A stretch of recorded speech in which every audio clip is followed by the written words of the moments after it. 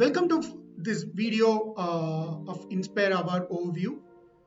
Before going into that video, I'm introducing myself, Raju, as I'm project manager of Infinite Engineers, and these are my expertise areas. So Inspire Award is by Department of Science and Technology. So in this Inspire Award, school management or government schools can nominate the school children innovations in this scheme. And this year 2023 and 24 is open now. The last day to apply this Inspire Award is 31st August 2023. The main objective of this Inspire Award is get 1 million original ideas or innovations rooted in a science and societal applications.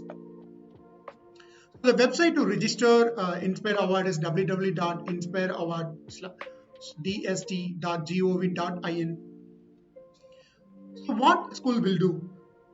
In our school, mostly children develop a better ideas and innovations in school environmental cultures, but the school children mostly don't get any rewards or motivations for their innovations and ideas. So kindly use of this scheme to nominate the best 5 original ideas and innovation of students through this Inspire Award scheme.